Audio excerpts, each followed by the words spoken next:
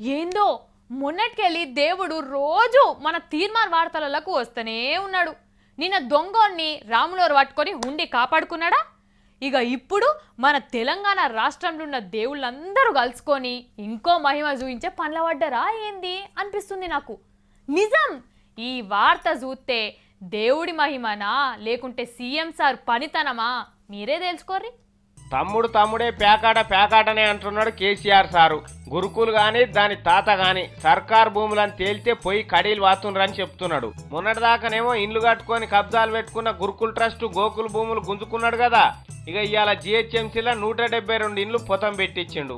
ఇప్పుడు కూల్చివేత్తలు కడీలు వాటి కబ్జాలు తీసుకునే కార్యక్రమం రాష్ట్రం అంతా విస్తరించింది అనుకోరాదు.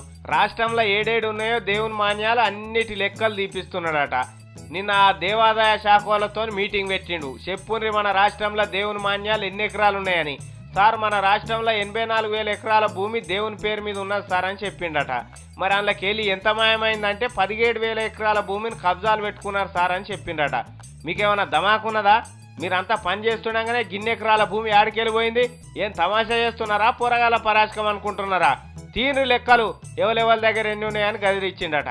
సార్ అది లీడర్లే ఎక్కువ గుంజుక తిన్నారని చెప్పబోతుంటే కూడా పూరాగా వినకుండానే లీడర్లు లేరు గీడర్లు లేరు, తమ్ముడే పేకాటనే ఎవ్వరి దగ్గర ఉన్నా ఇడిచిపెట్టకుని మొత్తం గుంజుకరాండ్రి, దేవుడు అంటే ఎట్లా కనిపిస్తున్నాడు మీకు అని కోపమైందట. గుంటెడు జాగా కూడా ఇయ్యొద్దు, ఈయనోడు ఎవడో నాకు చెప్పుని వాని సంగతి చూస్తా అని చెప్పిండట.